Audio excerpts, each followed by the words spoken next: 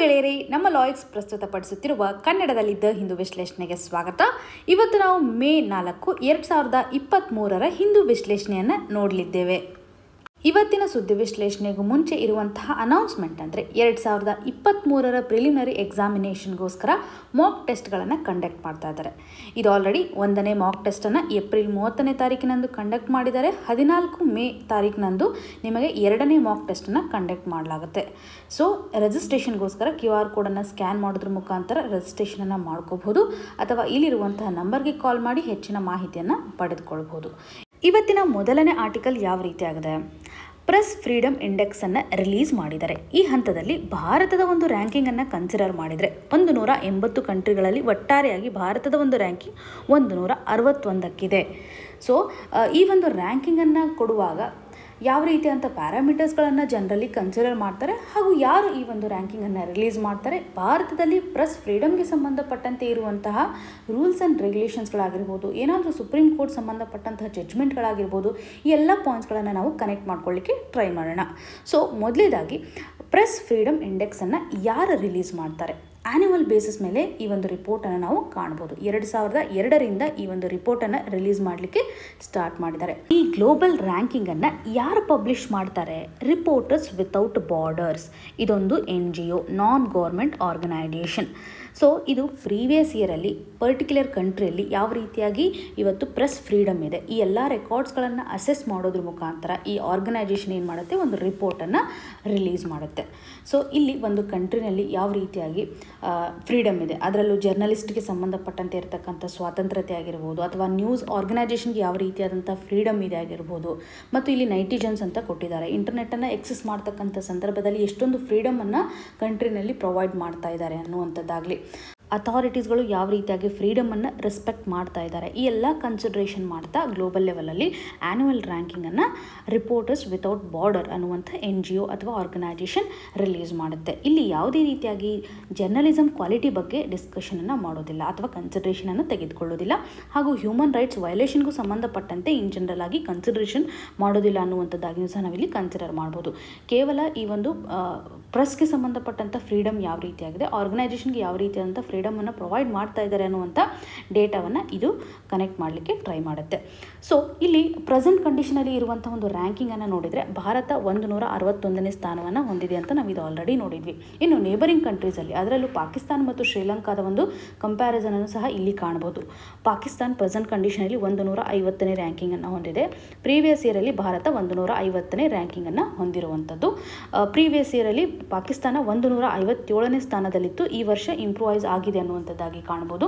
ಇನ್ನು ಶ್ರೀಲಂಕಾವನ್ನು ನಾವು ಕನ್ಸಿಡರ್ ಮಾಡಿದರೆ ಪ್ರೆಸೆಂಟ್ ಕಂಡೀಷನಲ್ಲಿ 135ನೇ ರ್ಯಾಂಕಿಂಗ್, ಲಾಸ್ಟ್ ಇಯರ್ ಇರುವಂಥದ್ದಂದರೆ 146ನೇ ರ್ಯಾಂಕಿಂಗ್. ಇಲ್ಲಿ ಪಾಕಿಸ್ತಾನ ಹಾಗೂ ಶ್ರೀಲಂಕಾದ ಒಂದು ರ್ಯಾಂಕಿಂಗನ್ನು ಕನ್ಸಿಡರ್ ಮಾಡಿದರೆ ಇಂಪ್ರೂವೈಸ್ ಆಗಿದೆ, ಆದರೆ ಭಾರತದ ರ್ಯಾಂಕಿಂಗ್ ನೋಡಿದರೆ ಸ್ಲಿಪ್ ಆಗಿರೋದನ್ನು ಕಾಣ್ಬೋದು. ಇನ್ನು ಟಾಪ್ ಮೋಸ್ಟ್ ಕಂಟ್ರೀಸ್ಗಳು ಯಾವ ರೀತಿಯಾಗಿದೆ? ಲೀಡಿಂಗ್ ಕಂಟ್ರೀಸ್ಗಳಂತಂದರೆ 3 ಟಾಪ್ ಪೊಸಿಷನನ್ನು ಕನ್ಸಿಡರ್ ಮಾಡಿದರೆ ನಾರ್ವೆ, ಐರ್ಲ್ಯಾಂಡ್ ಹಾಗೂ ಡೆನ್ಮಾರ್ಕ್ ಅಂತ ಕಂಟ್ರಿಗಳನ್ನು ಕಾಣ್ಬೋದು. ಬಾಟಮಲ್ಲಿರ್ತಕ್ಕಂಥ 3 ಕಂಟ್ರೀಸ್ಗಳಂತಂದರೆ ಇದರಲ್ಲಿ ವಿಯೆಟ್ನಾಂ, ಚೈನಾ ಹಾಗೂ ನಾರ್ತ್ ಕೊರಿಯಾದಂತಹ ಕಂಟ್ರಿಗಳನ್ನು ಕಾಣ್ಬೋದು. 3 ಟಾಪ್ ಮೋಸ್ಟ್ ಕಂಟ್ರಿಗಳು ಯಾವ ರೀತಿಯಾಗಿದೆ? ನಾರ್ವೆ, ಐರ್ಲ್ಯಾಂಡ್, ಡೆನ್ಮಾರ್ಕ್ ಹಾಗೂ ಬಾಟಮಲ್ಲಿರ್ತಕ್ಕಂಥ ಕಂಟ್ರೀಸ್ಗಳಂತಂದರೆ Vietnam, China, North Korea. Reporters Without Borders release ಮಾಡಿರುವಂಥ ಈ ಒಂದು ರ್ಯಾಂಕಿಂಗ್ ನಮಗೆ ಯಾಕೆ ಇಂಪಾರ್ಟೆಂಟ್ ಆಗುತ್ತೆ? ಗ್ಲೋಬಲ್ ಮೀಡಿಯಾ ವಾಚ್ ಡಾಗ್ ಅಂತ ಯಾಕೆ ಕನ್ಸಿಡರ್ ಮಾಡ್ತಾ ಇದ್ದೀವಿ ಈ ಒಂದು ರಿಪೋರ್ಟರ್ಸ್ ವಿತೌಟ್ ಬಾರ್ಡರ್ಸ್ NGO ಅಥವಾ ಆರ್ಗನೈಜೇಷನನ್ನು ಅಂತಂದರೆ, ಯುನೈಟೆಡ್ ನೇಷನ್ಸಲ್ಲಿ ಇದೊಂದು ಕನ್ಸಲ್ಟೇಟಿವ್ ಸ್ಟೇಟಸನ್ನು ಹೊಂದಿದೆ. ಈ ಒಂದು NGOಗೆ ಕನ್ಸಲ್ಟೇಟಿವ್ ಸ್ಟೇಟಸನ್ನು ಕೊಡ್ತಾ ಇರೋದ್ರಿಂದ ಗ್ಲೋಬಲ್ ಲೆವೆಲಲ್ಲಿ ಇಂಪಾರ್ಟೆನ್ಸನ್ನು ಹೊಂದ್ತಾ ಇದೆ. ಹೆಡ್ ಕ್ವಾರ್ಟರ್ಸ್ ಎಲ್ಲಿ ಕಂಡು ಬರುತ್ತೆ ಅಂತಂದರೆ ಪ್ಯಾರಿಸಲ್ಲಿ ನಾವು ಕಾಣಬಹುದು. ಸೊ ಎಕ್ಸಾಮಿನೇಷನ್ ಪರ್ಸ್ಪೆಕ್ಟಿವಲ್ಲಿ ಯಾರು ರಿಲೀಸ್ ಮಾಡ್ತಾರೆ ಅನ್ನೋದು ಇಂಪಾರ್ಟೆಂಟು. ಇಲ್ಲಿ ಇವ್ರು ಕನ್ಸಿಡರ್ ಮಾಡ್ತಾ ಇರೋದು ಫ್ರೀಡಮ್ಗೆ ಸಂಬಂಧಪಟ್ಟಂತೆ, ಅದರಲ್ಲೂ ಜರ್ನಲಿಸಮ್ಗೆ ರಿಲೇಟೆಡ್ ಇರ್ತಕ್ಕಂಥ ಫ್ರೀಡಮ್. ಯಾವ ರೀತಿಯಾಗಿ ಒಬ್ಬ ಇಂಡಿವಿಜುವಲ್ ಇವತ್ತು ಇನ್ಫಾರ್ಮೇಷನ್ಸನ್ನು ಕಲೆಕ್ಟ್ ಮಾಡ್ಬೋದು, ಯಾವ ರೀತಿಯಾಗಿ ಆ ಒಂದು ಇನ್ಫಾರ್ಮೇಷನ್ಸನ್ನು ಪ್ರೊಡ್ಯೂಸ್ ಮಾಡ್ಬೋದು, ಪಬ್ಲಿಕ್ ಇಂಟ್ರೆಸ್ಟ್ಗೆ ಸಂಬಂಧಪಟ್ಟಂತೆ political aspect, economic aspects, legal procedure ಆಗಿರ್ಬೋದು, ಸೋಷಿಯಲ್ ಇಂಟರ್ಫರೆನ್ಸ್ ಆಗಿರ್ಬೋದು, ಈ ಎಲ್ಲ ಆಸ್ಪೆಕ್ಟ್ಸಲ್ಲಿ ಯಾವ ರೀತಿಯಾದಂಥ ಫ್ರೀಡಮ್ ಇದೆ ಇಲ್ಲಿ ಇಂಡಿವಿಜುವಲ್ ಮೇಲೆ ಯಾವ ರೀತಿಯಾಗಿ ಮೆಂಟಲ್ ಪ್ರೆಷರ್ ಇದೆ ಅಥವಾ ಫಿಸಿಕಲ್ ಥ್ರೆಟ್ ಏನಾದರೂ ಇದೆಯಾ ಇದನ್ನೆಲ್ಲ ಕನ್ಸಿಡರ್ ಮಾಡ್ತಾ ಯಾವ ರೀತಿಯಾದಂಥ ಫ್ರೀಡಮ್ ಸ್ಟೇಟಸನ್ನು ಹೊಂದಿದ್ದಾರೆ ಅನ್ನುವಂಥದ್ದಾಗಿ ಕನ್ಸಿಡರ್ ಮಾಡ್ತಾ ರಿಪೋರ್ಟನ್ನು ರಿಲೀಸ್ ಮಾಡ್ತಾರೆ. ಎಕ್ಸಾಮಿನೇಷನ್ ಪರ್ಸ್ಪೆಕ್ಟಿವಲ್ಲಿ ಈ ಒಂದು ರಿಪೋರ್ಟ್ ನಮಗೆ ತುಂಬ ಇಂಪಾರ್ಟೆಂಟ್ಲಿ ಸಹಕಾರಿಯಾಗುತ್ತೆ. ಇನ್ನು ಪ್ರೆಸ್ ಫ್ರೀಡಮ್ಗೆ ಸಂಬಂಧಪಟ್ಟಂತೆ ಸರ್ವೋಚ್ಚ ನ್ಯಾಯಾಲಯದ ಒಂದು ಅಬ್ಸರ್ವೇಷನನ್ನು ಕನ್ಸಿಡರ್ ಮಾಡೋದಾದರೆ 1950ನಲ್ಲಿ Romesh Thapar versus the State of Madras ನಡಿನಲ್ಲಿ ಸುಪ್ರೀಂ ಕೋರ್ಟ್ನ ಒಂದು ಅಬ್ಸರ್ವೇಷನ್ ಯಾವ ರೀತಿಯಾಗಿದೆ ಅಂತಂದರೆ, ಪ್ರೆಸ್ಗೆ ಇರ್ತಕ್ಕಂಥ ಸ್ವಾತಂತ್ರ್ಯ ಇವತ್ತು ಎಲ್ಲ ಡೆಮೊಕ್ರೆಟಿಕ್ ಆರ್ಗನೈಜೇಷನ್ಗಳ ಒಂದು ಫೌಂಡೇಶನ್ ಆಗಿದೆ ಅನ್ನುವಂಥ ಒಂದು ಪ್ರಿನ್ಸಿಪಲನ್ನು ಹೇಳ್ತಾ ಇದೆ. ಫ್ರೀಡಮ್ ಆಫ್ ಪ್ರೆಸ್ಸನ್ನು ಎತ್ತಿ ಹಿಡಿತಾ ಇದೆ. ಹಾಗೂ ಆರ್ಟಿಕಲ್ 19ನಲ್ಲಿರುವಂತಹ ಫ್ರೀಡಮ್ ಆಫ್ ಸ್ಪೀಚ್ ಆ್ಯಂಡ್ ಎಕ್ಸ್ಪ್ರೆಷನನ್ನು ಕನ್ಸಿಡರ್ ಮಾಡಿದರೆ ಇಲ್ಲಿ ಯಾವ ರೀತಿಯಾಗಿ ರೈಟ್ಸ್ಗಳನ್ನು ಪ್ರೊಟೆಕ್ಟ್ ಮಾಡಲಾಗ್ತಾ ಇದೆ, ಅದರಲ್ಲೂ ಫ್ರೀಡಮ್ ಆಫ್ ಸ್ಪೀಚ್ಗೆ ಸಂಬಂಧಪಟ್ಟಂತೆ ನಾವು ಕಾಣಬಹುದು. ನಾವು ನಮ್ಮ ಒಂದು ಲೀಗಲ್ ಸಿಸ್ಟಮಲ್ಲಿ ಯಾವುದೇ ರೀತಿಯಾದಂಥ ಪ್ರೊಟೆಕ್ಷನನ್ನು ಸ್ಪೆಸಿಫಿಕಲಿ ಈ ಒಂದು ಪ್ರೆಸ್ಗೆ ಪ್ರೊವೈಡ್ ಮಾಡಿಲ್ಲ. ಆದರೆ ಫಂಡಮೆಂಟಲ್ ರೈಟ್ಸಲ್ಲಿರ್ತಕ್ಕಂಥ ಪ್ರೊಟೆಕ್ಷನ್ ಬಗ್ಗೆ ಸುಪ್ರೀಂ ಕೋರ್ಟ್ ಎಂಫಸಿಸ್ ಮಾಡ್ತಾ ಇದೆ. ಹಾಗೂ ಈ ಒಂದು ಫ್ರೀಡಮ್ ಆಫ್ ಪ್ರೆಸ್ ಏನಿದೆಯಲ್ಲ ಯಾವುದೇ ರೀತಿಯಾಗಿ ಅಬ್ಸಲ್ಯೂಟ್ ಸ್ಟೇಟಸನ್ನು ಹೊಂದಿಲ್ಲ. ಇದನ್ನು ನಾವು ಕರ್ಟೇಲ್ ಮಾಡ್ಬೋದು, ರಿಸ್ಟ್ರಿಕ್ಷನನ್ನು ಮಾಡ್ಬೋದು. ಫ್ರೀಡಮ್ ಆಫ್ ಸ್ಪೀಚ್ ಆ್ಯಂಡ್ ಎಕ್ಸ್ಪ್ರೆಷನನ್ನು ನಾವು ರಿಸ್ಟ್ರಿಕ್ಟ್ ಮಾಡ್ಬೋದು. ಆದರೆ ರಿಸ್ಟ್ರಿಕ್ಷನ್ ಮಾಡಲಿಕ್ಕೆ ಕೆಲವೊಂದಿಷ್ಟು ಗ್ರೌಂಡ್ಸನ್ನು ಸಹ ಸುಪ್ರೀಂ ಕೋರ್ಟಲ್ಲಿ ಕಾಣ್ತಾ ಇದ್ದೀವಿ. ಯಾವ ರೀತಿಯಾದಂಥ ಗ್ರೌಂಡ್ಸ್ಗಳ ಆಧಾರದ ಮೇಲೆ ನಾವು ಇವತ್ತು ಕರ್ಟೇಲ್ ಮಾಡ್ಬೋದು, ಆರ್ಟಿಕಲ್ 19ನಲ್ಲಿರ್ತಕ್ಕಂಥ ಎಕ್ಸ್ಪ್ರೆಷನನ್ನು ನಾವು ಯಾವ ರೀತಿಯಾಗಿ ರಿಸ್ಟ್ರಿಕ್ಟ್ ಮಾಡ್ಬೋದು ಅನ್ನುವಂಥದ್ದು. ಆದರೆ ಇಲ್ಲಿ ದೇಶದ ಒಂದು ಸವರ್ನಿಟಿ ಇಂಟಿಗ್ರಿಟಿಯನ್ನು ಧಕ್ಕೆ ಮಾಡ್ತಕ್ಕಂಥ ಸಿಚುವೇಶನ್ಸ್ಗಳಾಗಿರ್ಬೋದು, ಸೆಕ್ಯೂರಿಟಿ ಕನ್ಸರ್ನ್ ಆಗಿರ್ಬೋದು, ಅಥವಾ ಯಾವುದೇ ಒಂದು ಫಾರಿನ್ ಸ್ಟೇಟೊಂದಿಗೆ ಫ್ರೆಂಡ್ಲಿ ರಿಲೇಷನನ್ನು ಹೊಂದತಕ್ಕಂಥ ಸಂದರ್ಭದಲ್ಲಿಯೂ ಸಹ ನಾವು ಫಂಡಮೆಂಟಲ್ ರೈಟ್ಸ್, ಅದರಲ್ಲೂ ಆರ್ಟಿಕಲ್ 19ನಲ್ಲಿರ್ತಕ್ಕಂತಹ ಫ್ರೀಡಮ್ ಆಫ್ ಸ್ಪೀಚ್ ಆ್ಯಂಡ್ ಎಕ್ಸ್ಪ್ರೆಷನನ್ನು ರೆಸ್ಟ್ರಿಕ್ಟ್ ಮಾಡಬಹುದು. ಜೊತೆಗೆ ಪಬ್ಲಿಕ್ ಆರ್ಡರ್, ಡೀಸೆನ್ಸಿ ಅಥವಾ ಮೊರಾಲಿಟಿಯ ಒಂದು ಕ್ವಶನ್ ಬಂದಾಗೂ ಸಹ ರೆಸ್ಟ್ರಿಕ್ಷನನ್ನು ಮಾಡುವಂಥ ಸಾಧ್ಯತೆ ಇರುತ್ತೆ. ಕಂಟೆಂಪ್ಟ್ ಆಫ್ ಕೋರ್ಟ್ ನಡಿನಲ್ಲಿ ಎರಡು ರೀತಿಯಾದಂತಹ ಪನಿಷ್ಮೆಂಟನ್ನು ಕಾಣ್ತಾ ಇದ್ದೀವಿ. ಒಂದು ಸಿವಿಲ್ ಇರುತ್ತೆ ಹಾಗೂ ಇನ್ನೊಂದು ಕ್ರಿಮಿನಲ್ ಆಗಿ ಕಾಣುವಂಥದ್ದು. ಇಲ್ಲಿ ಜನರಲ್ ಆಗಿ ನಾವು ಸುಪ್ರೀಂ ಕೋರ್ಟ್ ಆಗಿರ್ಬೋದು ಅಥವಾ ಹೈಕೋರ್ಟನ್ನು ಡಿಸ್ರೆಸ್ಪೆಕ್ಟ್ ಮಾಡ್ತಕ್ಕಂಥ ಸಂದರ್ಭದಲ್ಲಿ ನಮ್ಮನ್ನು ಸಿವಿಲ್ ಕೇಸ್ನಲ್ಲಿ ಕನ್ಸಿಡರ್ ಮಾಡ್ತಾರೆ. ಕ್ರಿಮಿನಲ್ ಕಂಡೀಷನ್ ಅಂತಂದರೆ ಒಂದು ವೇಳೆ ನಾವು ಕೊಡ್ತಕ್ಕಂಥ ಒಂದು ಸ್ಟೇಟ್ಮೆಂಟ್ ಆಗಿರ್ಬೋದು ಇವತ್ತು ಕೋರ್ಟ್ಗಳ ಒಂದು ಕಾರ್ಯ ಪ್ರಾಪರಾಗಿ ಆಗಲಿಕ್ಕೆ ತೊಂದರೆಯನ್ನು ಉಂಟು ಮಾಡ್ತಾ ಇದ್ರೆ ಅಥವಾ ಏನಾದರೂ ಡಿಸ್ಟರ್ಬೆನ್ಸನ್ನು ಕ್ರಿಯೇಟ್ ಮಾಡ್ತಾ ಇದ್ರೆ, ಅಲ್ಲಿರುವಂಥ ಆ್ಯಕ್ಟಿವಿಟೀಸ್ಗಳ ಮೇಲೆ ಹಾರ್ಮ್ ಆಗ್ತಾ ಇದ್ರೆ ಆ ಸಂದರ್ಭದಲ್ಲಿ ಕ್ರಿಮಿನಲ್ ಕೇಸ್ ಆಗಿ ಕನ್ಸಿಡರ್ ಮಾಡುವಂಥದ್ದು. ಕಂಟೆಂಪ್ಟ್ ಆಫ್ ಕೋರ್ಟು ಸಹ ಈ ಒಂದು ರೆಸ್ಟ್ರಿಕ್ಷನ್ ಅಡಿನಲ್ಲಿ ಕಂಡುಬರುತ್ತೆ. ಹಾಗೂ ಡಿಫಾಮೇಷನ್ ಕೇಸ್, ರೀಸೆಂಟ್ ಆಗಿರುವಂಥ ರಾಹುಲ್ ಗಾಂಧಿ ಅವರ ಒಂದು ಕೇಸನ್ನು ನೀವು ಕನ್ಸಿಡರ್ ಮಾಡಿದರೆ ಒಬ್ಬ ವ್ಯಕ್ತಿಯ ಗೌರವ ಅಥವಾ ಘನತೆಗೆ ಸಂಬಂಧಪಟ್ಟಂತೆ ಏನಾದರೂ ಸ್ಟೇಟ್ಮೆಂಟ್ಸನ್ನು ಕೊಟ್ಟಿದ್ರೆ ಡಿಫಾಮೇಷನ್ ಕೇಸಲ್ಲಿ ಅವರ ಒಂದು ಸ್ಪೀಚನ್ನು ರೆಸ್ಟ್ರಿಕ್ಟ್ ಮಾಡಲಾಗುತ್ತೆ. ಹಾಗೂ ಯಾವುದಾದ್ರೂ ಹೇಳಿಕೆ ಇವತ್ತು ಅಫೆನ್ಸನ್ನು ಕ್ರಿಯೇಟ್ ಮಾಡ್ತಾ ಇದ್ದರೆ ಇನ್ಸೈಟ್ಮೆಂಟ್ ಟು ಎನ್ ಅಫೆನ್ಸ್, ಈ ಸಿಚುವೇಶನ್ ನಡಿನಲ್ಲಿಯೂ ಸಹ ರೆಸ್ಟ್ರಿಕ್ಷನನ್ನು ಮಾಡ್ಬೋದು. ಯಾವ ಗ್ರೌಂಡ್ಸ್ ಮೇಲೆ ನಾವು ಆರ್ಟಿಕಲ್ 19 ನಡಿನಲ್ಲಿ ರೆಸ್ಟ್ರಿಕ್ಷನ್ಸನ್ನು ಕಾಣ್ತಾ ಇದ್ದೀವಿ ಅನ್ನುವಂಥದ್ದು ಸಹ ನಮಗೆ ಎಕ್ಸಾಮಿನೇಷನ್ ಪರ್ಸ್ಪೆಕ್ಟಿವಲ್ಲಿ ಬಹುಮುಖ್ಯವಾಗಿ ಸಹಾಯವಾಗುತ್ತೆ. ಇಷ್ಟು ಪಾಯಿಂಟ್ಸ್ಗಳನ್ನು ಈ ಒಂದು ಆರ್ಟಿಕಲ್ಗೆ ಸಂಬಂಧಪಟ್ಟಂತೆ ನಾವು ಸ್ಟಾಟಿಕ್ ಪೋರ್ಷನ್ಸಲ್ಲಿ ಕನೆಕ್ಟ್ ಮಾಡ್ಬೋದು. ಇನ್ನು ಮುಂದಿನ ಆರ್ಟಿಕಲ್ ಯಾವ ರೀತಿಯಾಗಿದೆ, ಕ್ಲೈಮೇಟ್ ಚೇಂಜನ್ನು ತಡೆಗಟ್ಟುವಂಥ ನಿಟ್ಟಿನಲ್ಲಿ ಭಾರತ ಯಾವ ರೀತಿಯಾಗಿ ಇನ್ವೆಸ್ಟ್ಮೆಂಟನ್ನು ಮಾಡ್ತಾ ಇದೆ ಅಂತ RBI ರೀಸೆಂಟಾಗಿ ಒಂದು ರಿಪೋರ್ಟನ್ನು ಕೊಟ್ಟಿದೆ. ಭಾರತದ ಕಾಸ್ಟ್ ಯಾವ ರೀತಿಯಾಗಿದೆ ಅಂತ 2022-23 ಕರೆನ್ಸಿ ಆ್ಯಂಡ್ ಫೈನಾನ್ಸ್ ರಿಪೋರ್ಟ್ ನಡಿನಲ್ಲಿ ನಾವು ಇದನ್ನು ಕಾಣ್ಬೋದು. RBI ರಿಲೀಸ್ ಮಾಡುವಂಥ ಈ ಒಂದು ರಿಪೋರ್ಟಲ್ಲಿ ಭಾರತ ಒಟ್ಟಾರೆಯಾಗಿ 85.6 ಲ್ಯಾಕ್ ಕ್ರೋರಷ್ಟು 2030 ಒಳಗಾಗಿ ಕೇವಲ ಈ ಕ್ಲೈಮೇಟ್ ಚೇಂಜನ್ನು ತಡೆಗಟ್ಟುವಂಥ ನಿಟ್ಟಿನಲ್ಲಿ ಇನ್ವೆಸ್ಟ್ಮೆಂಟನ್ನು ಮಾಡಬೇಕು ಅನ್ನುವಂಥದ್ದಾಗಿ. ಕ್ಲೈಮೇಟ್ ಚೇಂಜನ್ನು ತಡೆಗಟ್ಟಲಿಕ್ಕೆ ಹಾಕ್ಕೊಂಡಿರುವಂಥ ಟಾರ್ಗೆಟ್ ಯಾವ ರೀತಿಯಾಗಿದೆ, ಗ್ಲೋಬಲ್ ಲೆವೆಲಲ್ಲಿ ಭಾರತದ ಒಂದು ಕಮಿಟ್ಮೆಂಟ್ ಯಾವ ರೀತಿಯಾಗಿದೆ, 2070 ಒಳಗಾಗಿ ನೆಟ್ ಝೀರೋ ಟಾರ್ಗೆಟನ್ನು ಹಾಕ್ಕೊಂಡಿದೆ. ಇದು ಪ್ರಿಲಿಮ್ಸ್ ಪರ್ಸ್ಪೆಕ್ಟಿವಲ್ಲಿ ಇಂಪಾರ್ಟೆಂಟ್ ಆಗುತ್ತೆ. ಈ ನಿಟ್ಟಿನಲ್ಲಿ ನಾವು ಯಾವ ರೀತಿಯಾಗಿ ಎಫರ್ಟ್ಸನ್ನು ಹಾಕಬೇಕು, ಎನರ್ಜಿ ಇಂಟೆನ್ಸಿಟಿನಲ್ಲಿ ಅಥವಾ ಎನರ್ಜಿಯಿಂದ ಆಗ್ತಕ್ಕಂಥ ಎಮಿಷನ್ಸನ್ನು ರೆಡ್ಯೂಸ್ ಮಾಡಬೇಕು ಅಂತಂದರೆ ನಮ್ಮ ಒಂದು GDPಯ 5% ಬೇಸಿಸ್ ಮೇಲೆ ಆ್ಯನ್ಯುವಲಿ ರೆಡ್ಯೂಸ್ ಮಾಡಬೇಕು. ಜೊತೆಗೆ ರಿನ್ಯೂವಬಲ್ ಎನರ್ಜಿಯಿಂದ ಆಗ್ತಕ್ಕಂಥ ಒಂದು ಕಾಂಟ್ರಿಬ್ಯೂಷನ್ ಹೆಚ್ಚು ಮಾಡಬೇಕು. 80% ನಾವು ರೀಚ್ ಮಾಡಬೇಕು 2070 ಹಾಗೂ 71 ಒಂದು ಡ್ಯೂರೇಷನಲ್ಲಿ. ಇದರಿಂದ ನಮ್ಮ ಒಂದು ಟಾರ್ಗೆಟನ್ನು ನಾವು ರೀಚ್ ಮಾಡಬಹುದು. ಜೊತೆಗೆ ಗ್ರೀನ್ ಫೈನಾನ್ಸಿಂಗನ್ನು ಕನ್ಸಿಡರ್ ಮಾಡಿದರೆ GDPಯ ಪರ್ಸೆಂಟೇಜ್ನ ವೈಸ್ ನೋಡಿದರೆ ಪ್ರತಿ ವರ್ಷ ಮಿನಿಮಮ್ 2.5% ಟಿಲ್ 2030 ನಾವು ಗ್ರೀನ್ ಫೈನಾನ್ಸಿಂಗ್ ಮೇಲೆ ಫೋಕಸ್ ಮಾಡಬೇಕು ಅನ್ನುವಂಥದ್ದಾಗಿಯೂ ಸಹ ಹೈಲೈಟ್ ಮಾಡ್ತಾ ಇದ್ದಾರೆ.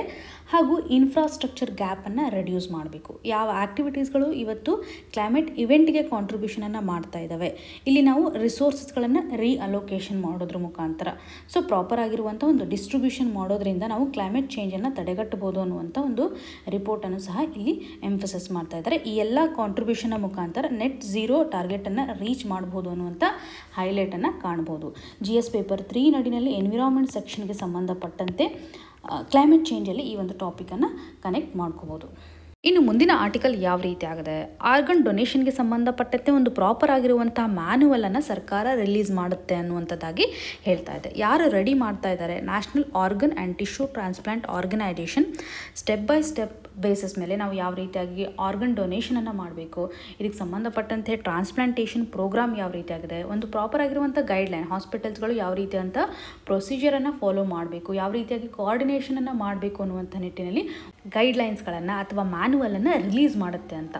ಹಾಗೂ ಮಿನಿಸ್ಟ್ರಿ ಹೇಳೋ ಪ್ರಕಾರ ಆರ್ಗನ್ ಟ್ರಾನ್ಸ್ಪ್ಲಾಂಟ್ನ ಒಂದು ನಂಬರ್ ಅಥವಾ ಸ್ಟೇಟಸ್ ಯಾವ ರೀತಿಯಾಗಿದೆ ಅಂದರೆ 2013ರಲ್ಲಿ ಕೇವಲ 5,000ದಷ್ಟು ಆರ್ಗನ್ ಟ್ರಾನ್ಸ್ಪ್ಲಾಂಟ್ ಆಗೋದನ್ನು ನೋಡಿದ್ದೀವಿ. ಇವಾಗ 2022ರಲ್ಲಿ ಕನ್ಸಿಡರ್ ಮಾಡಿದರೆ 15,000ಕ್ಕಿಂತ ಹೆಚ್ಚು ಆರ್ಗನ್ ಟ್ರಾನ್ಸ್ಪ್ಲಾಂಟ್ ಆಗ್ತಾ ಇದೆ. ಸೊ ಪ್ರಾಪರ್ ಆಗಿರತಕ್ಕಂಥ ಒಂದು ಗೈಡ್ಲೈನ್ ಅವಶ್ಯಕತೆ ಇದೆ ಅಂತ. ಒಂದು ವೇಳೆ ಗೌರ್ಮೆಂಟ್ ಎಂಪ್ಲಾಯಿ ಆರ್ಗನ್ ಡೊನೇಷನ್ ಮಾಡಲಿಕ್ಕೆ ಏನಾದರೂ ಕಮಿಟ್ ಆಗಿದ್ದರೆ ಅವರಿಗೆ ಸರ್ಕಾರ 42 ಸ್ಪೆಷಲ್ ಕ್ಯಾಜುವಲ್ ಲೀವನ್ನು ಸಹ ಗ್ರ್ಯಾಂಟ್ ಮಾಡಿದೆ. ಸರಿಸುಮಾರು 42 ಡೇಸ್ ಅಷ್ಟು ಅವ್ರಿಗೆ ಕ್ಯಾಜುವಲ್ ಲೀವ್ ಸಹ ಸಿಕ್ಕತ್ತೆ. ಈ ರೀತಿಯಾದಂಥ ಬೆನಿಫಿಟನ್ನು ಸಹ ಸರ್ಕಾರ ಇಲ್ಲಿ ಕೊಡ್ತಾ ಇದೆ. ಪ್ರಾಪರ್ ಆಗಿರುವಂಥ ಗೈಡ್ಲೈನ್ಸ್ ಯಾವ ರೀತಿಯಾಗಿರುತ್ತೆ ಅಂತ ನಾವು ರಿಲೀಸ್ ಮಾಡಿದಾದಮೇಲೆ ಕನೆಕ್ಟ್ ಮಾಡ್ಕೊಳ್ಳಿಕ್ಕೆ ಟ್ರೈ ಮಾಡೋಣ. ಸದ್ಯಕ್ಕೆ ಈ ಒಂದು ಆರ್ಟಿಕಲಿಂದ ಇಷ್ಟು ಅಪ್ಡೇಷನ್ಸ್ ಗೊತ್ತಿದ್ದರೆ ಸಾಕು. ಇನ್ನು ಮುಂದಿನ ಆರ್ಟಿಕಲ್ ಯಾವ ರೀತಿಯಾಗಿದೆ, ಮೆಂಟಲ್ ಹೆಲ್ತ್ ಅಸಿಸ್ಟೆನ್ಸ್ಗೆ ಸಂಬಂಧಪಟ್ಟಂತೆ ministry of health and family welfare ತೆಗೆದುಕೊಂಡಿರುವಂಥ ಒಂದು ಇನಿಷಿಯೇಟಿವನ್ನು ಇಲ್ಲಿ ಕಾಣ್ಬೋದು. ಟೆಲಿಮಾನಸ್ ಇವತ್ತು ಕಾಶ್ಮೀರದಲ್ಲಿರ್ತಕ್ಕಂಥ ಡಿಸ್ಟ್ರೆಸ್ಡ್ ಸೋಲ್ಸ್ಗಳಿಗೆ ಸಹಾಯ ಮಾಡಲಿಕ್ಕೆ ಮುಂದಾಗ್ತಾ ಇದೆ ಅನ್ನುವಂಥದ್ದಾಗಿ ಆರ್ಟಿಕಲ್ ಎಂಫಸಿಸ್ ಮಾಡ್ತಾ ಇದೆ. ಟೆಲಿಮಾನಸ್ ಇದು ಆಲ್ರೆಡಿ 2022ನಲ್ಲಿ ರಿಲೀಸ್ ಮಾಡಿದ್ದಾರೆ. ಇವಾಗ ಪ್ರೆಸೆಂಟ್ ಕಂಡೀಷನಲ್ಲಿ ಇದರ ಇಂಪಾರ್ಟೆನ್ಸನ್ನು ಇಲ್ಲಿ ಕಾಣ್ಬೋದು. ಇದರ ಆಬ್ಜೆಕ್ಟಿವ್ ಅಂತಂದರೆ ಮೆಂಟಲ್ ಹೆಲ್ತ್ ಸಂಬಂಧಪಟ್ಟಂಥ ಸರ್ವಿಸನ್ನು ಪ್ರೊವೈಡ್ ಮಾಡೋದು, ಮೆಂಟಲ್ ಹೆಲ್ತ್ ರಿಲೇಟೆಡ್ ಇರತಕ್ಕಂಥ ಇಶ್ಯೂಸನ್ನು ರಿಸಾಲ್ವ್ ಮಾಡಲಿಕ್ಕೆ ಕೌನ್ಸಿಲಿಂಗನ್ನು ಮಾಡುವಂಥದ್ದು. 24/7 ಇಲ್ಲಿ ಟೋಲ್ ಫ್ರೀ ನಂಬರ್ ಇರುತ್ತೆ. ಸೊ ಯಾರಿಗಾದರೂ ಡಿಸ್ಟ್ರೆಸ್ ಇದ್ದರೆ ಕಾಲ್ ಮಾಡೋದ್ರ ಮುಖಾಂತರ ತಮ್ಮ ಒಂದು ಮೆಂಟಲ್ ಹೆಲ್ತನ್ನು ಸುಧಾರಿಸ್ಕೋಬಹುದು ಅನ್ನುವಂಥ ನಿಟ್ಟಿನಲ್ಲಿ ಈ ಒಂದು ಇನಿಷಿಯೇಟಿವನ್ನು ಜಾರಿಗೆ ತಂದಿದ್ದಾರೆ. ಈ ಪ್ರೋಗ್ರಾಮ್ ನಡಿನಲ್ಲಿ ಡಿಜಿಟಲ್ ಪ್ಲ್ಯಾಟ್ಫಾರ್ಮ್ಸ್ಗಳನ್ನು ಯೂಸ್ ಮಾಡೋದ್ರ ಮುಖಾಂತರ ಟೆಲಿಕನ್ಸಲ್ಟೇಷನನ್ನು ಮಾಡಲಾಗುತ್ತೆ, ಚಾಟ್ ಬೋರ್ಡ್ಸ್ಗಳನ್ನು ಯೂಸ್ ಮಾಡೋದ್ರ ಮುಖಾಂತರ, ಮೊಬೈಲ್ ಅಪ್ಲಿಕೇಶನ್ಸ್ಗಳನ್ನು ಯೂಸ್ ಮಾಡೋದ್ರ ಮುಖಾಂತರ ಮೆಂಟಲ್ ಹೆಲ್ತ್ ಸರ್ವಿಸನ್ನು ಸಹ ಇದರಲ್ಲಿ ಪ್ರೊವೈಡ್ ಮಾಡಲಾಗುತ್ತೆ. ನ್ಯಾಷನಲ್ ಲೆವೆಲಲ್ಲಿ ನ್ಯಾಷನಲ್ ಟೆಲಿ ಮೆಂಟಲ್ ಹೆಲ್ತ್ ಪ್ರೋಗ್ರಾಮನ್ನು ಲಾಂಚ್ ಮಾಡಿದರೆ ಇದಕ್ಕೆ ಸಂಬಂಧಪಟ್ಟಂಥ ಬಜೆಟ್ ಅಲೋಕೇಶನ್ಸನ್ನು ಸಹ 2022 ಹಾಗೂ 2023 ಬಜೆಟಲ್ಲಿ ನಾವು ಕಾಣ್ಬೋದು. ಈ ಒಂದು ಪ್ರೋಗ್ರಾಮನ್ನು ಎಸ್ಟಾಬ್ಲಿಷ್ಮೆಂಟ್ ಮಾಡಲಿಕ್ಕೆ ಡಿಜಿಟಲ್ ಪ್ಲ್ಯಾಟ್ಫಾರ್ಮನ್ನು ಯೂಸ್ ಮಾಡ್ತಾ ಇದ್ದಾರೆ. ಡಿಜಿಟಲ್ ಮೆಂಟಲ್ ಹೆಲ್ತ್ ನೆಟ್ವರ್ಕನ್ನು ನಾವಿಲ್ಲಿ ಕಾಣ್ಬೋದು. ಪ್ಯಾಂಡಮಿಕ್ ಆದಮೇಲಿಂದ ಸಾಕಷ್ಟು ಮೆಂಟಲ್ ಕ್ರೈಸಿಸನ್ನು ಕಾಣ್ತಾ ಇದ್ದೀವಿ ಹಾಗೂ ರೀಜನಲ್ ಅನ್ಸರ್ಟನಿಟಿ ಇರೋದ್ರಿಂದನೂ ಸಹ ಮೆಂಟಲ್ ಹೆಲ್ತ್ ಇಶ್ಯೂಸ್ಗಳು ಆಗ್ತಾ ಇದ್ದಾವೆ. ಇದನ್ನು ರಿಸಾಲ್ವ್ ಮಾಡಲಿಕ್ಕೆ ಮಿನಿಸ್ಟ್ರಿ ತೆಗೆದುಕೊಂಡಿರುವಂಥ ಒಂದು ಇನಿಷಿಯೇಟಿವ್. ಪ್ರಿಲಿಮ್ಸ್ ಪರ್ಸ್ಪೆಕ್ಟಿವಲ್ಲಿ ಇದರ ಇಂಪಾರ್ಟೆನ್ಸ್ ಯಾವ ರೀತಿಯಾಗಿದೆ ಅಂತ ಕೇಳುವಂಥ ಸಾಧ್ಯತೆ ಇರುತ್ತೆ. ಸಿಂಗಲ್ ಸ್ಟೇಟ್ಮೆಂಟ್ ಅಥವಾ ಒಂದು ಆಬ್ಜೆಕ್ಟಿವ್ ಯಾವ ರೀತಿಯಾಗಿದೆ ಅಂತ ತಿಳಿದುಕೊಂಡ್ರೆ ಸಾಕು. ಇನ್ನು ಮುಂದಿನ ಆರ್ಟಿಕಲ್ ಯಾವ ರೀತಿಯಾಗಿದೆ, ಓಲ್ಡ್ ಪೆನ್ಷನ್ ಸ್ಕೀಮನ್ನು ರೀಸ್ಟೋರ್ ಮಾಡಬೇಕು ಅನ್ನುವಂಥ ನಿಟ್ಟಿನಲ್ಲಿ ಸಾಕಷ್ಟು ಡಿಸ್ಕಷನ್ಸ್ಗಳನ್ನು ನಾವು ಇವಾಗ ಕಾಣ್ತಾ ಇದ್ದೀವಿ. ಹಾಗೂ ಸ್ಟೇಟ್ ಗೌರ್ಮೆಂಟ್ಗಳು ಸಹ ಈ ಒಂದು ಓಲ್ಡ್ ಪೆನ್ಷನ್ ಸ್ಕೀಮನ್ನು ರಿವರ್ಷನ್ ಮಾಡ್ತಾ ಇದ್ದಾವೆ. ಸಾಕಷ್ಟು ಅನೌನ್ಸ್ಮೆಂಟ್ಸ್ಗಳನ್ನು ನಾವು ಕಾಣ್ಬೋದು. ಈ ನಿಟ್ಟಿನಲ್ಲಿ ಎಕನಾಮಿಸ್ಟ್ಗಳ ಒಂದು ಮೇಜರ್ ಕನ್ಸರ್ನ್ ಯಾವ ರೀತಿಯಾಗಿದೆ, ಸ್ಟೇಟ್ಸ್ಗಳ ಒಂದು ಪಾಲಿಸಿಯಲ್ಲಿ ಬದಲಾವಣೆಯನ್ನು ಮಾಡೋದ್ರ ಮುಖಾಂತರ ಸ್ಟೇಟ್ ಗೌರ್ಮೆಂಟ್ಗೆ ಯಾವ ರೀತಿಯಾಗಿ ಬರ್ಡನ್ ಆಗುತ್ತೆ, ಈ ಒಂದು ಪೆನ್ಷನಿಂದ ಸ್ಟೇಟ್ ಗೌರ್ಮೆಂಟ್ಗೆ ಯಾವ ರೀತಿಯಾದಂಥ ಬರ್ಡನ್ ಆಗುತ್ತೆ ಅನ್ನುವಂಥ ಕನ್ಸರ್ನ್ ಆಗಿರ್ಬೋದು. ಇದರ ಬದಲಾಗಿ ಗ್ಯಾರಂಟೀಡ್ ಪೆನ್ಷನ್ ಸ್ಕೀಮನ್ನು ಜಾರಿಗೆ ತರಬೇಕು ಅಂತ ಆಥರ್ ಅವರು ಸಜೆಸ್ಟ್ ಮಾಡ್ತಾ ಇದ್ದಾರೆ. ಗ್ಯಾರಂಟೀಡ್ ಪೆನ್ಷನ್ ಮುಖಾಂತರ ಸರ್ಕಾರಕ್ಕೂ ಸಹ ಬೆನಿಫಿಟ್ ಆಗುತ್ತೆ, ಇನ್ನು ಜನರಲ್ಲೂ ಸಹ ಒಂದು ಟ್ರಸ್ಟ್ ಅಥವಾ ಭರವಸೆಯನ್ನು ತರುತ್ತೆ ಅನ್ನುವಂಥದ್ದಾಗಿ ಇಲ್ಲಿರುವಂಥ ಕನ್ಸರ್ನನ್ನು ನಾವು ಕನ್ಸಿಡರ್ ಮಾಡ್ಬೋದು. ಆರ್ಟಿಕಲಲ್ಲಿರುವಂಥ ಡೈಮೆನ್ಷನ್ಸನ್ನು ಕನ್ಸಿಡರ್ ಮಾಡೋಕ್ಕಿಂತ ಮೊದಲು ಓಲ್ಡ್ ಪೆನ್ಷನ್ ಸ್ಕೀಮ್ ಅಂದರೆ ಏನು, ನ್ಯಾಷನಲ್ ಪೆನ್ಷನ್ ಸ್ಕೀಮ್ ಅಥವಾ ನ್ಯಾಷನಲ್ ಪೆನ್ಷನ್ ಸಿಸ್ಟಮ್ ಅಂತ ನಾವೇನು ಕರಿತೀವಿ, ಯಾವ ರೀತಿಯಾಗಿ ಬದಲಾವಣೆಯನ್ನು ಮಾಡ್ತಾ ಇದ್ದಾರೆ, ಇದು ಯಾವ ರೀತಿಯಾಗಿ ಬೆನಿಫಿಟನ್ನು ತರಲಿಕ್ಕೆ ಸಾಧ್ಯ ಆಗ್ತಾ ಇಲ್ಲ, ಯಾವ ರೀತಿಯಾಗಿ ಇಶ್ಯೂ ಇದೆ ಅಂತ ನಾವಿಲ್ಲಿ ತಿಳಿದುಕೊಳ್ಬೇಕು. ಓಲ್ಡ್ ಪೆನ್ಷನ್ ಸ್ಕೀಮಲ್ಲಿ ರಿಟೈರ್ಡ್ ಆದಮೇಲೆ ಪೋಸ್ಟ್ ರಿಟೈರ್ಮೆಂಟ್ನ ಸಂದರ್ಭದಲ್ಲಿ ಲೈಫ್ ಲಾಂಗ್ ಇನ್ಕಮ್ ಬರುವಂತೆ ಇಲ್ಲಿ ಸರ್ಕಾರ ಎಕ್ಸ್ಪೆಂಡಿಚರನ್ನು ಭರಿಸುತ್ತೆ. ಸೊ ಇಲ್ಲಿ ಸರ್ಕಾರನೇ ಕಂಪ್ಲೀಟ್ ಆಗಿರುವಂಥ ಒಂದು ಪೆನ್ಷನನ್ನು ಪ್ರೊವೈಡ್ ಮಾಡ್ತಾ ಇದೆ.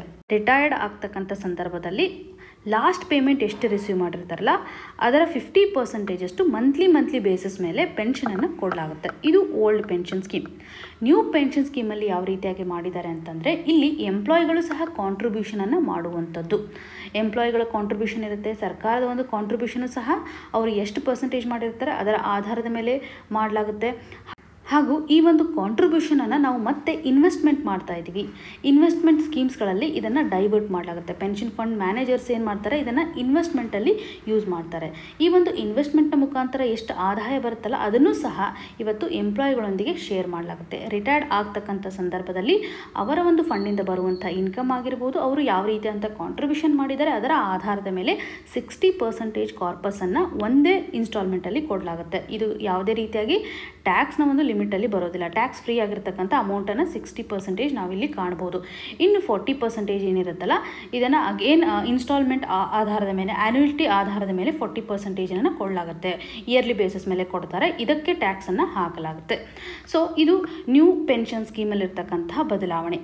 ಇಲ್ಲಿ ನ್ಯೂ ಪೆನ್ಷನ್ ಸ್ಕೀಮನ್ನು ಯಾವಾಗ ಜಾರಿಗೆ ತಂದಿದ್ದಾರೆ ಅಂತಂದರೆ ಏಪ್ರಿಲ್ 1, 2004 ಇದು ಜಾರಿಗೆ ಬರ್ತಾ ಇದೆ.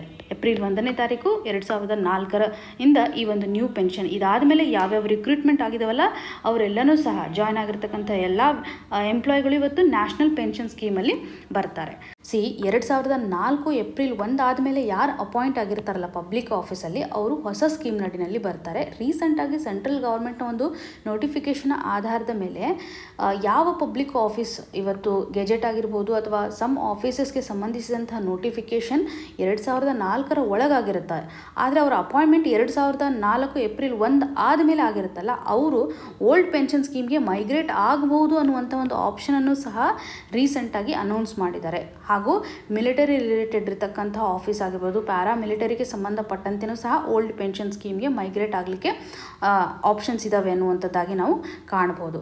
ಇಲ್ಲಿರುವಂಥ ಕನ್ಸರ್ನ್ ಇದು ಗೌರ್ಮೆಂಟ್ ಮಾಡಿರುವಂಥ ಒಂದು ಅನೌನ್ಸ್ಮೆಂಟ್ ಅಲ್ಲ. ಇಲ್ಲಿ ಗ್ಯಾರಂಟೀಡ್ ಆಗಿರ್ತಕ್ಕಂಥ ಪೆನ್ಷನನ್ನು ನಾವು ಯಾವ ರೀತಿಯಾಗಿ ತರಬಹುದು ಎಫೆಕ್ಟಿವ್ ಆಗಿ ಅಂತ ಆಥರ್ ಅವರ ಒಂದು ಸಜೆಷನನ್ನು ಕಾಣ್ಬೋದು. ಓಲ್ಡ್ ಪೆನ್ಷನ್ ಸ್ಕೀಮನ್ನು ನಾವು ಮತ್ತೆ ರೀಸ್ಟೋರ್ ಮಾಡಿದರೆ ಇದು ಸರ್ಕಾರಕ್ಕೆ ಬರ್ಡನನ್ನು ಕ್ರಿಯೇಟ್ ಮಾಡುತ್ತೆ. ಸ್ಟೇಟ್ ಗೌರ್ಮೆಂಟಲ್ಲಿ ಹೆಚ್ಚು ಲಯಬಿಲಿಟಿ ಆಗೋದನ್ನು ನಾವು ಕಾಣ್ಬೋದು. ಇದರಿಂದ ವೆಲ್ಫೇರ್ ಸ್ಕೀಮ್ಸ್ ಮೇಲೆ ಏನು ಎಕ್ಸ್ಪೆಂಡಿಚರ್ ಮಾಡ್ತಾ ಇದ್ದಾರಲ್ಲ ಅದು ಸಹ ರೆಡ್ಯೂಸ್ ಆಗ್ತಕ್ಕಂಥ ಸಾಧ್ಯತೆ ಇರುತ್ತೆ. ಪೆನ್ಷನ್ ಮೇಲೆ ಹೆಚ್ಚು ಎಕ್ಸ್ಪೆಂಡಿಚರನ್ನು ಮಾಡ್ತಾ ಬಂದರೆ ವೆಲ್ಫೇರ್ ಎಕ್ಸ್ಪೆಂಡಿಚರ್ ರೆಡ್ಯೂಸ್ ಆಗುತ್ತೆ ಅನ್ನುವಂಥ ಒಂದು ಆರ್ಗ್ಯುಮೆಂಟನ್ನು ಸಹ ನಾವಿಲ್ಲಿ ಕಾಣ್ಬೋದು. ಇನ್ನು ಜನರ ಒಂದು ಆರ್ಗ್ಯುಮೆಂಟ್ ಯಾವ ರೀತಿಯಾಗಿದೆ, ವರ್ಕರ್ಸ್ಗಳ ಒಂದು ಆರ್ಗ್ಯುಮೆಂಟ್ ಯಾವ ರೀತಿಯಾಗಿದೆ, ಇಲ್ಲಿ ಪೆನ್ಷನ್ ರಿಟರ್ನ್ ಏನಿರುತ್ತಲ್ಲ ಫ್ಲಕ್ಚುಯೇಟ್ ಆಗೋದನ್ನು ಕಾಣ್ಬೋದು. ಮಾರ್ಕೆಟ್ ಡಿಟರ್ಮೈನ್ ಮಾಡುತ್ತೆ ಯಾವ ರೀತಿಯಾಗಿ ಪೆನ್ಷನ್ ರಿಟರ್ನ್ಸ್ ಬರುತ್ತೆ. ಸೊ ಸಾಕಷ್ಟು ಫ್ಲಕ್ಚುಯೇಷನ್ ಆಗುತ್ತೆ. ಇದು ಎಂಪ್ಲಾಯ್ ಮೇಲೆ ಬರ್ಡನನ್ನು ಕ್ರಿಯೇಟ್ ಮಾಡುವಂಥದ್ದಾಗುತ್ತೆ. ಪೋಸ್ಟ್ ರಿಟೈರ್ಮೆಂಟ್ ಆದಮೇಲೆ ಅವರ ಒಂದು ಪ್ಲ್ಯಾನನ್ನು ಸಹ ಡಿಸ್ಟರ್ಬ್ ಮಾಡುವಂಥ ಸಾಧ್ಯತೆ ಇರುತ್ತೆ. ತುಂಬ ಡಿಫಿಕಲ್ಟ್ ಆಗುವಂಥ ಒಂದು ಅನ್ಸರ್ಟಿನಿಟಿಯನ್ನು ಇಲ್ಲಿ ಕ್ರಿಯೇಟ್ ಮಾಡುತ್ತೆ. ಇನ್ನು ಗ್ಯಾರಂಟೀಡ್ ಆಗಿರ್ತಕ್ಕಂಥ ಇಲ್ಲಿ ಪೆನ್ಷನ್ ಸಿಗ್ತಾ ಇಲ್ಲ. ಈ ಮೊದಲು ಯಾವ ರೀತಿಯಾಗಿ ಫಿಕ್ಸ್ಡ್ ಅಮೌಂಟ್ ಸಿಗ್ತಾ ಇತ್ತು ಆ ರೀತಿಯಂಥ ಪೆನ್ಷನ್ ಸಿಗ್ತಾ ಇಲ್ಲ. ಹಾಗೂ ಎಂಪ್ಲಾಯ್ಗಳ ಕಾಂಟ್ರಿಬ್ಯೂಷನ್ ಈ ಮೊದಲು ಇರ್ತಾ ಇರಲಿಲ್ಲ. ಇವಾಗ ಎಂಪ್ಲಾಯ್ಗಳು ಸಹ ಕಾಂಟ್ರಿಬ್ಯೂಷನನ್ನು ಮಾಡಬೇಕಾಗತ್ತೆ. ಸರ್ಕಾರ ಯಾವ ರೀತಿಯಾದಂತಹ ಸೊಲ್ಯೂಷನನ್ನು ಇಲ್ಲಿ ತರಬಹುದು ಅಂತ ಆಥರ್ ಅವರು ಸಜೆಸ್ಟ್ ಮಾಡ್ತಾ ಇದ್ದಾರೆ ಅಂತಂದರೆ ಕಾಂಟ್ರಿಬ್ಯೂಟರಿ ಗ್ಯಾರಂಟೀಡ್ ಪೆನ್ಷನ್ ಸ್ಕೀಮನ್ನು ಜಾರಿಗೆ ತರಬೇಕು.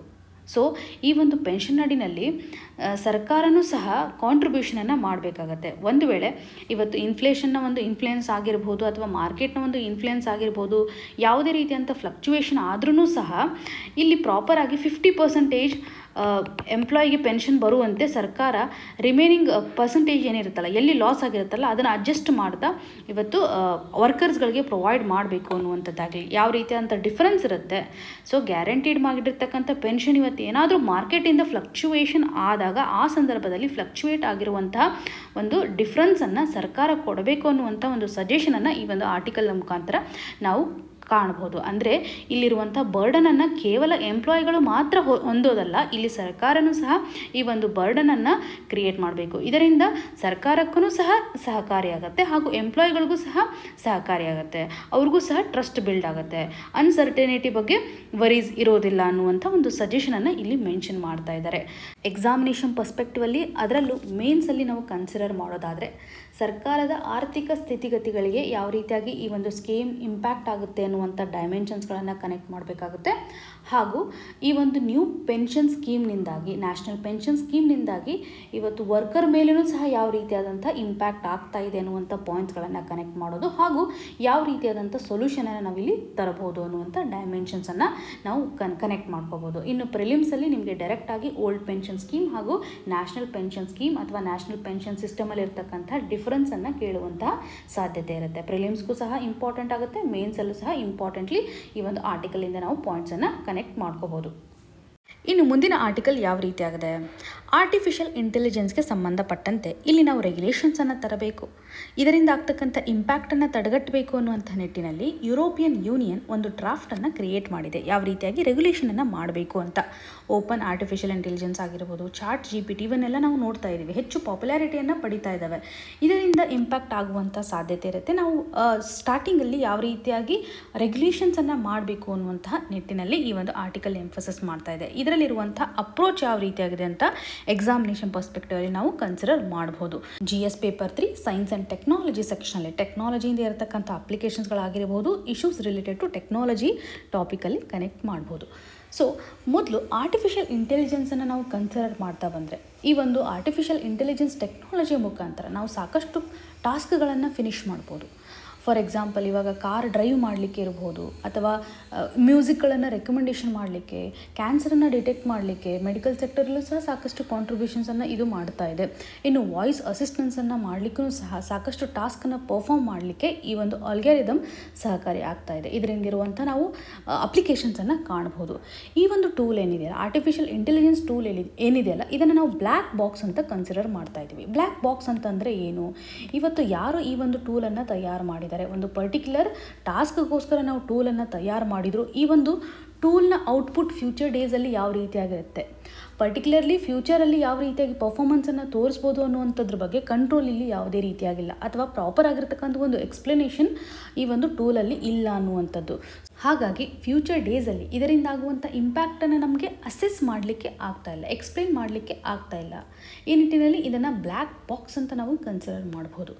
ಇಲ್ಲಿ ಕೆಲವೊಂದಿಷ್ಟು ಇಶ್ಯೂಸನ್ನು ಕನ್ಸಿಡರ್ ಮಾಡ್ತಾ ಹೋದರೆ, ಇವಾಗ ಚಾಟ್ ಬಾಟ್ ಅಂತ ನೋಡ್ತೇವೆ GPT ಸಂಬಂಧಪಟ್ಟಂತೆ. ಸೊ ಇಲ್ಲಿ ಕೆಲವೊಂದಿಷ್ಟು ಇನ್ಫಾರ್ಮೇಷನ್ಸನ್ನು ಗ್ಯಾದರ್ ಮಾಡಲಿಕ್ಕೆ, ಅಥವಾ ಏನಾದರೂ ಏನಾದರೂ ಬೇಕಿದ್ದರೆ ಎಲ್ಲ ಇನ್ಫಾರ್ಮೇಷನ್ಸನ್ನು ಗ್ಯಾದರ್ ಮಾಡ್ತಾ ನೀವು ಯಾವ ರೀತಿಯಾದಂತಹ ಕ್ವಶನನ್ನು ಕೇಳಿರ್ತೀರಲ್ಲ, ಅದಕ್ಕೆ ಆನ್ಸರನ್ನು ಮಾಡುವಂಥ ಒಂದು ಟೆಕ್ನಾಲಜಿ ಆಗಿರಲಿ. ಈ ಒಂದು ಚಾಟ್ GPTಗೆ ಸಂಬಂಧಪಟ್ಟಂತೆ ಇದು ರೆಫರೆನ್ಸ್ ಮಾಡ್ತಕ್ಕಂತಹ ಕೆಲವೊಂದಿಷ್ಟು ಆರ್ಟಿಕಲ್ಸ್ ಏನಿರುತ್ತಲ್ಲ, ಅಲ್ಲಿನೂ ಸಹ ನಾವು ಕಾಪಿ ರೈಟ್ಸನ್ನು ಮೆನ್ಷನ್ ಮಾಡ್ಬೋದು. ಆ ಒಂದು ಮಟೀರಿಯಲ್ಗೆ ಸಂಬಂಧಪಟ್ಟಂತೆ ಕಂಟೆಂಟನ್ನು ಯಾರು ಡೆವಲಪ್ ಮಾಡಿರ್ತಾರಲ್ಲ, ಅಲ್ಲಿ ಕಾಪಿ ರೈಟ್ ಬರ್ತಕ್ಕಂಥ ಒಂದು ಸಾಧ್ಯತೆ ಇರುತ್ತೆ. ಇಲ್ಲಿ ಹ್ಯೂಮನ್ನನ್ನು ಕಾಂಪಿಟೇಷನ್ ಮಾಡ್ತಕ್ಕಂಥ ಒಂದು ಸಿಚುವೇಶನ್ ಕ್ರಿಯೇಟ್ ಆಗುತ್ತೆ. ಈ ನಿಟ್ಟಿನಲ್ಲಿ ನಾವು ರೆಗ್ಯುಲೇಷನನ್ನು ಮಾಡಬೇಕು ಅಂತಂದರೆ, ಇದು ಯಾವ ರೆಫರೆನ್ಸನ್ನು ಮಾಡುತ್ತೆ, ಆ ಒಂದು ರೆಫರೆನ್ಸ್ ಯಾವ ವ್ಯಕ್ತಿಗೆ ಕನೆಕ್ಟ್ ಆಗಿರುತ್ತೆ, ಇಲ್ಲಿ ಕಾಪಿ ರೈಟ್ಸನ್ನು ನಾವು ಕನ್ಸಿಡರ್ ಮಾಡಬೇಕಾ ಇಲ್ಲ ಅನ್ನುವಂಥ ಒಂದು ರೆಗ್ಯುಲೇಷನ್ಸನ್ನು ಸಹ ನಾವಿಲ್ಲಿ ಕಾಣ್ಬೋದು. ಈ ಒಂದು ಡ್ರಾಫ್ಟ್ ನಡಿನಲ್ಲಿ ಅದರಲ್ಲೂ ಈ ಒಂದು AI ಟೂಲ್ಗೆ ಸಂಬಂಧಪಟ್ಟಂತೆ ಬೇಸಿಕ್ ಐಡೆಂಟಿಫಿಕೇಷನನ್ನು ಮಾಡ್ತಾ ನಾವು ಯಾವ ರೀತಿಯಾದಂಥ ಅಪ್ರೋಚನ್ನು ತರಬೇಕು ಅಂತ ಈ ಒಂದು ಆ್ಯಕ್ಟ್ ನಡಿನಲ್ಲಿ ಹೇಳ್ತಾ ಇದ್ದಾರೆ. ಫಾರ್ ಎಕ್ಸಾಂಪಲ್, ಇವಾಗ ಹೆಲ್ತ್ ರಿಲೇಟೆಡ್ ಇರುವಂತೆ, ಸೇಫ್ಟಿ ರಿಲೇಟೆಡ್ ಇರುವಂತೆ, ಹಾಗೂ ಫಂಡಮೆಂಟಲ್ ರೈಟ್ಸ್ ಯಾವುದೇ ರೀತಿಯಾಗಿ ವಯಲೇಟ್ ಮಾಡಬಾರ್ದು ಅನ್ನುವಂಥ ನಿಟ್ಟಿನಲ್ಲಿ ರಿಸ್ಕ್ಗಳನ್ನು ಕೆಟಗರೈಸ್ ಮಾಡಿದ್ದಾರೆ. ಒಂದು ಅನ್ಎಕ್ಸೆಪ್ಟೇಬಲ್ ರಿಸ್ಕ್ ಹಾಗೂ ಹೈ ರಿಸ್ಕ್ ಇರ್ಬೋದು, ಲಿಮಿಟೆಡ್ ಮತ್ತು ಮಿನಿಮಲ್ ರಿಸ್ಕ್ ಅಂತ ಕೆಟಗರೈಸೇಷನನ್ನು ಮಾಡಿದ್ದಾರೆ. ಸೊ ಯಾವುದೇ ಒಂದು ಟೆಕ್ನಾಲಜಿಯಿಂದ ಇವತ್ತು ಅನ್ಎಕ್ಸೆಪ್ಟೇಬಲ್ ರಿಸ್ಕ್ ಆಗ್ತಾ ಇದೆ ಅಂತಂದರೆ, ಸೊ ಅನ್ಎಕ್ಸೆಪ್ಟೇಬಲ್ ರಿಸ್ಕಿಗೆ ನಾವು ಎಕ್ಸಾಂಪಲ್ಸ್ಗಳನ್ನು ಯಾವ ರೀತಿಯಾಗಿ ಕೊಡ್ಬೋದು, ಎಲ್ಲ ಪಬ್ಲಿಕ್ ಪ್ಲೇಸಸ್ಗಳಲ್ಲಿ ಇವಾಗ ಫೇಶಿಯಲ್ ರಿಕಗ್ನೈಸೇಷನ್ ಇರ್ಬೋದು, ಬಯೋಮೆಟ್ರಿಕ್ ಐಡೆಂಟಿಫಿಕೇಷನ್ಸ್ಗಳಿರ್ಬೋದು, ಇದರಿಂದ ಒಬ್ಬ ವ್ಯಕ್ತಿಯ ಪ್ರೈವಸಿ ವೈಲೇಷನ್ ಆಗ್ತಾ ಇದೆ.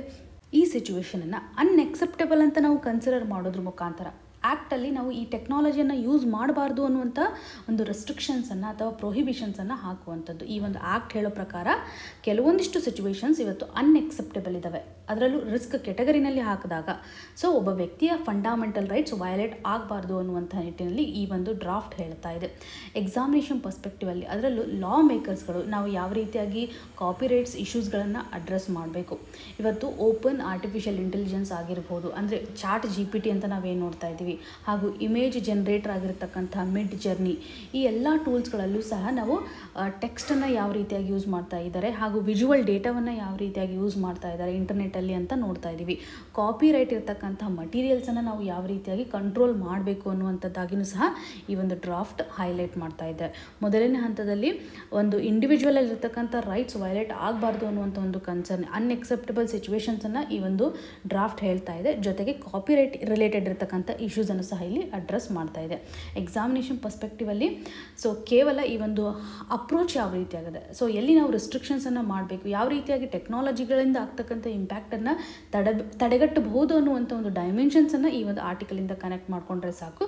ಭಾರತದಲ್ಲಿ ಸದ್ಯಕ್ಕೆ ಯಾವುದೇ ರೀತಿಯಾದಂಥ ಪಾಲಿಸೀಸ್ ಆಗಲಿ ಅಥವಾ ಯಾವುದೇ ರೀತಿಯಾದಂಥ ಡ್ರಾಫ್ಟ್ ಆಗಲಿ ರಿಲೀಸ್ ಆಗಿಲ್ಲ. ಇಲ್ಲಿ ಆರ್ಟಿಫಿಷಿಯಲ್ ಇಂಟೆಲಿಜೆನ್ಸ್ ಸಿಸ್ಟಮ್ನಿಂದ ಹಾಕುವಂಥ ಒಂದು ಹೈ ರಿಸ್ಕನ್ನು, ಮಾರ್ಕೆಟಲ್ಲಿ ಆಗ್ತಕ್ಕಂಥ ಒಂದು ಇಂಪ್ಯಾಕ್ಟ್ ಆಗಿರ್ಬೋದು ಅಥವಾ ಇಂಡಿವಿಜುವಲ್ ರೈಟ್ ಮೇಲೆ ಆಗ್ತಕ್ಕಂಥ ಒಂದು ಇಂಪ್ಯಾಕ್ಟ್ ಆಗಿರ್ಬೋದು, ಯಾವ ರೀತಿಯಾಗಿ ನಾವು ರಿವ್ಯೂ ಮಾಡಬೇಕು, ಸ್ಟ್ರಿಕ್ಟ್ ಆಗಿರ್ತಕ್ಕಂಥ ರಿವ್ಯೂ ಮಾಡಬೇಕು ಅನ್ನುವಂಥದ್ದಾಗಿ ಯುರೋಪಿಯನ್ ತೆಗೆದುಕೊಂಡಿರುವಂಥ ಒಂದು ಸ್ಟೆಪ್ಪನ್ನು ಕನೆಕ್ಟ್ ಮಾಡ್ಬೋದು. ಈ ಒಂದು ಆರ್ಟಿಕಲಿಂದ ನಾವು ಟೆಕ್ನಾಲಜಿನ ರೆಗ್ಯುಲೇಟ್ ಯಾಕೆ ಮಾಡಬೇಕು ಅನ್ನುವಂಥ ಡೈಮೆನ್ಷನ್ಸನ್ನು ತೆಗೆದುಕೊಂಡ್ರೆ ಸಾಕಾಗುತ್ತೆ. ಇನ್ನು ಕೊನೆಯದಾಗಿ ಇಲ್ಲಿ 5 ಸ್ಟೇಟ್ಮೆಂಟ್ಸ್ಗಳನ್ನು ಮೆನ್ಷನ್ ಮಾಡಿದ್ದಾರೆ. ಈ 5 ಸ್ಟೇಟ್ಮೆಂಟ್ಸ್ಗಳಲ್ಲಿ ಸರಿಯಾದಂತಹ ಸ್ಟೇಟ್ಮೆಂಟ್ ಯಾವ ರೀತಿಯಾಗಿದೆ ಅಥವಾ ರಾಂಗ್ ಸ್ಟೇಟ್ಮೆಂಟ್ ಯಾವ ರೀತಿಯಾಗಿದೆ ಅನ್ನೋದನ್ನು ಕಮೆಂಟ್ ಸೆಕ್ಷನಲ್ಲಿ ಮೆನ್ಷನ್ ಮಾಡಿ. ಒಂದು ವೇಳೆ ಈ ಒಂದು ಸ್ಟೇಟ್ಮೆಂಟ್ಗೆ ಸಂಬಂಧಪಟ್ಟಂತೆ ಏನಾದರೂ ನಿಮಗೆ ಇನ್ಫಾರ್ಮೇಷನ್ ಗೊತ್ತಿದ್ದರೆ, ಯಾಕೆ ಅದನ್ನು ರಾಂಗ್ ಅಂತ ಹೇಳ್ತಾ ಇದ್ದೀರಾ ಅಥವಾ ಯಾಕೆ ಅದನ್ನು ರೈಟ್ ಅಂತ ಹೇಳ್ತಾ ಇದ್ದೀರಾ ಅಂತ ನಿಮಗೇನಾದರೂ ಕ್ಲಿಯರ್ ಆಗಿ ಗೊತ್ತಿದ್ದರೆ ಕಮೆಂಟ್ ಸೆಕ್ಷನಲ್ಲಿ ಮೆನ್ಷನ್ ಮಾಡಿ. ಹಾಗೂ ಈ ಎಲ್ಲ ಸ್ಟೇಟ್ಮೆಂಟ್ಸ್ಗಳಿಗೆ ಸಂಬಂಧಪಟ್ಟಂತಹ ಬ್ಯಾಕ್ಗ್ರೌಂಡ್ ಇನ್ಫಾರ್ಮೇಷನನ್ನು ಸಂಡೇ ಅನಾಲಿಸಿಸಲ್ಲಿ ನಾವು ಇನ್ಕ್ಲೂಡ್ ಮಾಡಲಿಕ್ಕೆ ಟ್ರೈ ಮಾಡ್ತೀವಿ. ಸೊ ಡೈಲಿ ಬೇಸಿಸ್ ಮೇಲೆ 5 ಸ್ಟೇಟ್ಮೆಂಟ್ಸ್ಗಳನ್ನು 3 ದಿನಗಳ ಕಾಲ, ಸೊ ಫೋರ್ತ್ ಡೇ ಏನಿರುತ್ತಲ್ಲ ಸಂಡೇ, ಕಂಪ್ಲೀಟ್ ಆಗಿರುವಂಥ ಎಕ್ಸ್ಪ್ಲನೇಷನನ್ನು ನೀವು ನೋಡ್ಬೋದು. ಮೊದಲನೇ ಸ್ಟೇಟ್ಮೆಂಟ್ ಯಾವ ರೀತಿಯಾಗಿದೆ, ಫಂಡಮೆಂಟಲ್ ರೈಟ್ಸ್ ಅಥವಾ ಮೂಲಭೂತ ಕರ್ತವ್ಯಗಳು ಇವತ್ತು ಸಿಟಿಜನ್ಸ್ ಹಾಗೂ ಫಾರಿನರ್ಸ್ ಇಬ್ಬರಿಗೂ ಸಹ ಎಕ್ಸ್ಟೆಂಡ್ ಆಗಿದೆ ಅನ್ನುವಂಥದ್ದಾಗಿ ಕೊಡ್ತಾ ಇದ್ದಾರೆ. ಹಾಗೂ ಎಲ್ಲ ಮಿನಿಸ್ಟರ್ಸ್ಗಳಿಗೂ ಸಹ ಇವತ್ತು ಓತನ್ನು ತೆಗೆದುಕೊಳ್ಳಿಕ್ಕೆ ಸ್ಪೀಕರ್ ಅವರು ಕಾರಣ ಆಗಿದ್ದಾರೆ ಅನ್ನುವಂಥ ಒಂದು ಸ್ಟೇಟ್ಮೆಂಟನ್ನು ಕಾಣ್ಬೋದು. ಇವತ್ತು ಸ್ಪೀಕರ್ ಅವರು ಎಲ್ಲ ಮಿನಿಸ್ಟರ್ಸ್ಗಳಿಗೆ ಓತನ್ನು ಅಡ್ಮಿನಿಸ್ಟರ್ ಮಾಡ್ತಾರೆ ಅನ್ನುವಂಥದ್ದು. ಇನ್ನು ಥರ್ಡ್ ಕ್ವಶನ್, ಕ್ಲೀನ್ ಮೀಟ್ ಅಂದರೆ ಏನು, ಇದನ್ನು ಯಾವ ರೀತಿಯಾಗಿ ಪ್ರೊಡ್ಯೂಸ್ ಮಾಡಲಾಗುತ್ತೆ. ಇದೊಂದು ಪ್ಲಾಂಟ್ ಬೇಸ್ಡ್ ಮಟೀರಿಯಲ್ ಆಗಿದೆ. ಪ್ಲಾಂಟ್ಗಳ ಮುಖಾಂತರ ಪ್ಲಾಂಟಲ್ಲಿರ್ತಕ್ಕಂಥ ಇಂಗ್ರೀಡಿಯೆಂಟ್ಸ್, ಪ್ರೋಟೀನ್ಸ್, ಫ್ಯಾಟ್ಸ್ ಮತ್ತು ಕಾರ್ಬೋಹೈಡ್ರೇಟ್ಗಳಿಂದ ಇದನ್ನು ತಯಾರು ಮಾಡಲಾಗುತ್ತೆ ಅನ್ನುವಂಥದ್ದಾಗಿ ಹೇಳ್ತಾ ಇದ್ದಾರೆ. ಇನ್ನು ಕೂಕಾ ಮೂಮೆಂಟ್, ಇದು ದಲಿತಗಳ ಒಂದು ಎಂಪವರ್ಮೆಂಟ್ಗೆ ಸಂಬಂಧಪಟ್ಟಂತೆ ಕನೆಕ್ಟ್ ಆಗಿದೆ, ಅಸೋಸಿಯೇಟ್ ಆಗಿದೆ ಅನ್ನುವಂಥದ್ದು. ಕೊನೆಯದಾಗಿ ಕೆಮಿಕಲ್ ಪೆಸ್ಟಿಸೈಡ್ ಆಗಿ ಬೆಡಾಕ್ವಿಲಿನನ್ನು ಯೂಸ್ ಮಾಡಲಾಗುತ್ತೆ. ಈ 5 ಸ್ಟೇಟ್ಮೆಂಟ್ಸ್ಗಳಲ್ಲಿ ರೈಟ್ ಸ್ಟೇಟ್ಮೆಂಟ್ ಯಾವುದು, ರಾಂಗ್ ಸ್ಟೇಟ್ಮೆಂಟ್ ಯಾವುದು ಅನ್ನೋದನ್ನು ಕಮೆಂಟ್ ಸೆಕ್ಷನಲ್ಲಿ ಮೆನ್ಷನ್ ಮಾಡಿ. ನಿಮ್ಗೆ ಏನೇ ಕನ್ಸರ್ನ್ ಇದ್ರೂ ಸಹ ಕಮೆಂಟ್ ಸೆಕ್ಷನಲ್ಲಿ ಮೆನ್ಷನ್ ಮಾಡಿ ಅಂತ ಹೇಳ್ತಾ ಆಲ್ ದ ವೆರಿ ಬೆಸ್ಟ್. ಧನ್ಯವಾದಗಳು.